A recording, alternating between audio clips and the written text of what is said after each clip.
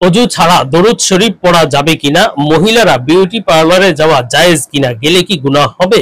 আসসালামু আলাইকুম ওয়া রাহমাতুল্লাহি ওয়া বারাকাতুহু। প্রিয় দর্শক, মনোযোগ সহকারে ভিডিওটি শেষ পর্যন্ত দেখুন, অন্যথায় কোনো মাসআলায় ভুল বোঝার সম্ভাবনা থাকে। আর সরাসরি কোনো প্রশ্ন করতে বা লিখিত কোনো বিষয়ে সমাধান পেতে ফতোয়া বিভাগে স্ক্রিনে দেওয়া নম্বরে ইমো অথবা হোয়াটসঅ্যাপে যোগাযোগ করবেন। তো আমরা মূল আলোচনায় চলে যাব। প্রশ্ন ছিল, মহিলারা বিউটি পার্লারে যাওয়া জায়েজ কিনা, গেলে কি গুনাহ হবে?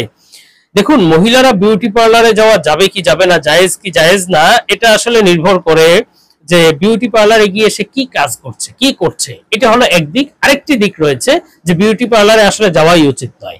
তো গেলে গুনাহ হবে কিনা, এটা হালাল নাকি হারাম, এটা নির্ভর করবে আপনার এখানে গিয়ে আপনি কি করছেন। যদি ভুরু প্লাক করেন, যেটা হারাম, ভুরু প্লাক করা হারাম, তো আপনি বিউটি পার্লারে এই কাজের জন্য যেতে পারবেন না, গেলে তো অবশ্যই গুনাহ হবে, বা ভুরু প্লাক করলে গুনাহ হবে। তেমনি ভাবে চুল যদি আপনি ছোট ছোট করে কেটে ফেলেন, সেটাও গুনাহ হবে। তেমনি ভাবে আপনি এমন কোন ফেসিয়াল করলেন, এমন কোন মেকআপ করলেন যেটার কারণে আপনার অজু হবে না, শরীরে কোনো আবরণ তৈরি হলো, হয়তো ট্যাটু অঙ্কন করলেন, বা এই সমস্ত বিষয়, যে কোনো নাজায়েজ বিষয়ের জন্য আপনি পার্লারে যেতে পারবেন না। বিউটি পার্লারে বা যে কোনো পার্লারে যাওয়ার তো অবশ্যই গুনাহ হবে যদি আপনি গুনাহের কাজের জন্য যান, বা গিয়ে যদি গুনাহের কাজ করেন।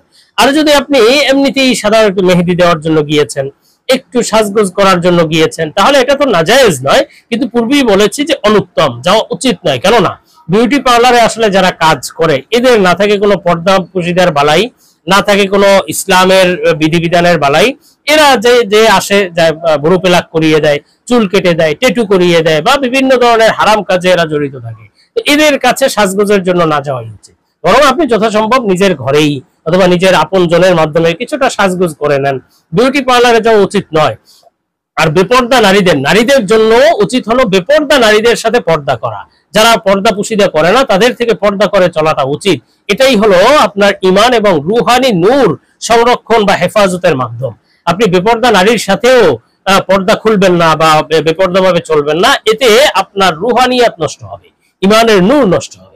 এই জন্য এই সমস্ত জায়গায় না গিয়ে বরং আপনার এই প্রয়োজনগুলো যথাসম্ভব ঘরেই করার চেষ্টা করুন। আর হারাম কাজের জন্য গেলে তো পুরোপুরি হারাম। আমরা পরবর্তী প্রশ্নের জবাবে চলে যাই। প্রশ্ন ছিল, অজু ছাড়া দরুদ শরীফ পড়া যাবে কিনা। দেখুন, দরুদ শরীফ পড়তে তো অজু করার প্রয়োজন নেই। অজু ছাড়া দরুদ শরীফ পড়া যাবে, কোনো সমস্যা নেই। দরুদ শরীফ বা অজু করা তো কোরআন তেলাওয়াতের জন্য অজু করতে হয়, বা কোরআন ধরার জন্য অজু করতে হয়। তো দরুদ শরীফ পড়তে অজু করার প্রয়োজন নেই, অজু ছাড়াও দরুদ শরীফ পড়তে পারবেন।